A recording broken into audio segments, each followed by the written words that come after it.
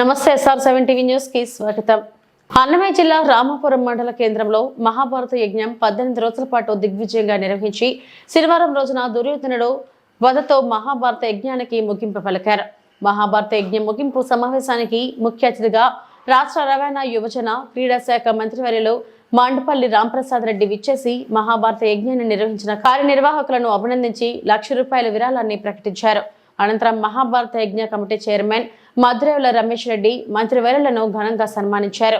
ఈ సందర్భంగా మంత్రివర్యులు మండపల్లి రాంప్రసాద్ రెడ్డి మాట్లాడుతూ మహాభారత యజ్ఞం నిర్వహించడం వలన వర్షాలు సమృద్ధిగా కురిసి పాడి పంటలు సమృద్ధిగా అంది ప్రజలంతా ఆరోగ్యాలతో భోగభాగ్యాలతో సుఖ సంతోషాలతో వర్ధిల్లుతారని, అలాగే మానవులంతా ఒక్కటే అనే భావన ప్రతి ఒక్కరిలో ఉత్పన్నమవుతుందని, ప్రతి ఒక్కరిలో ఆధ్యాత్మిక భావన ఏర్పడి ప్రజలంతా ధర్మ మార్గాన్ని నడుస్తారని అన్నారు।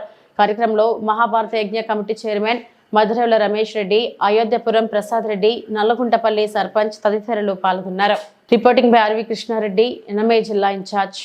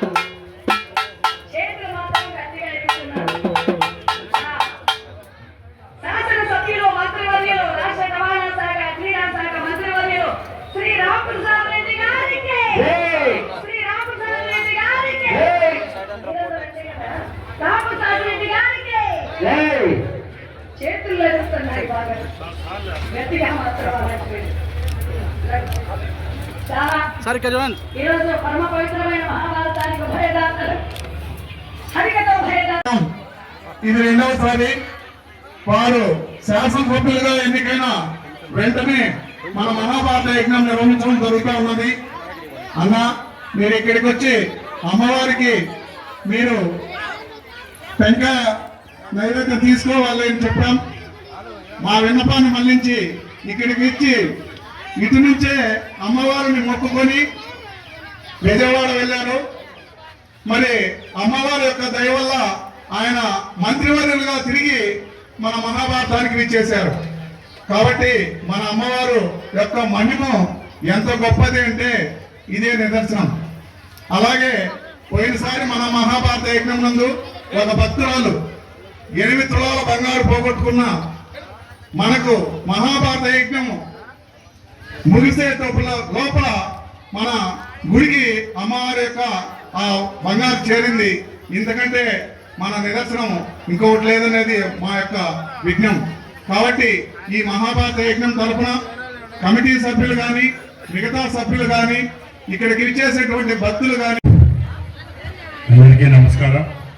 ఈ కార్యక్రమానికి నన్ను ఆహ్వానించిన మహాభారత కమిటీ సభ్యులకు, పెద్దలకు, అలాగే ఇక్కడికి విచ్చేసిన సోదరులకు, భక్తులందరికీ ధన్యవాదాలు, శుభాకాంక్షలు। చాలా సంతోషంగా ఉంది। అనాదిగా మన గ్రామ సీమల్లో వర్షాలు లేనప్పుడు మహాభారత యజ్ఞాలు జరిపి ఇక్కడ ఈ కార్యక్రమాలు చేస్తే వర్షాలు పడతాయి, రైతులంతా సుభిక్షంగా ఉంటారని కార్యక్రమాలు గత 50-60 సంవత్సరాలుగా జరుగుతూ వస్తున్నాయి। దానికి సహకరించి అన్ని గ్రామాల్లో ఇలాంటి కార్యక్రమాలు ఏర్పాటు చేసిన పెద్దలందరికీ ధన్యవాదాలు తెలియజేసుకుంటున్నా। అలాగే నా తరఫున ఈ కార్యక్రమాన్ని నిర్వహించిన దాతలకు ₹1,00,000 స్టేజ్ పైన నుంచి నేను ప్రకటిస్తున్నా। అలాగే ఈరోజు ఇక్కడ హరికథ చెబుతున్న ఆ బృందానికి కూడా 10,116 రూపాయలు నా తరఫున ఇస్తానని సభాముఖంగా తెలియజేసుకుంటూ సెలవు తీసుకుంటున్నాను. జై హింద్.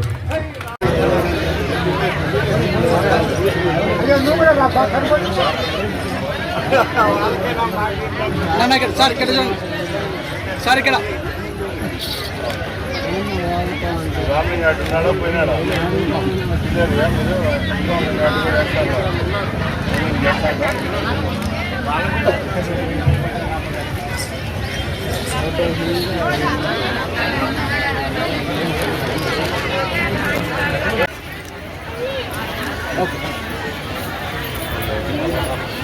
ముందుకు రా.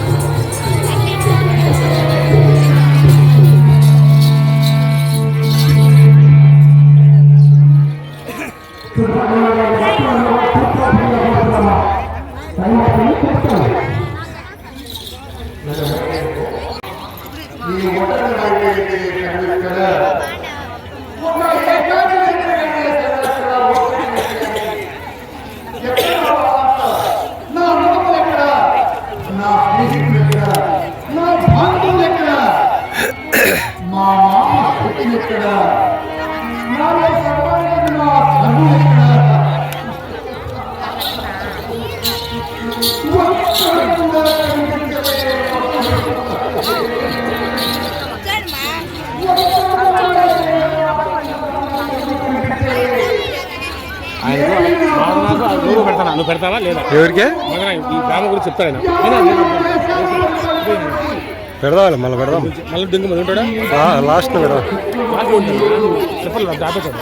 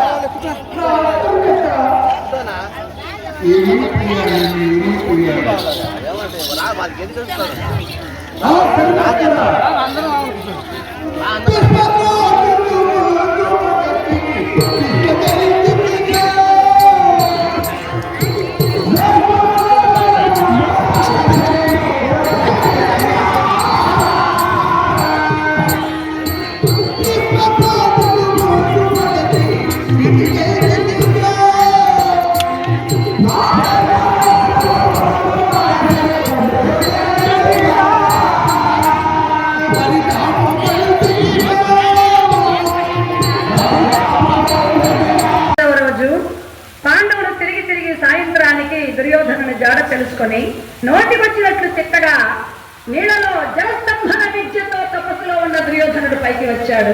బలరామ చక్రవర్తి వచ్చాడు. వాసుదేవుడు పాండవుల వైపున ఉన్నాడు. అలసిపోయాను అన్నా అంటే వినలేదు.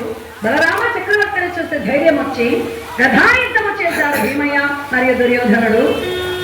వాసుదేవుడు సైగ చేశాడు అలసిపోతున్న భీమయ్యకి.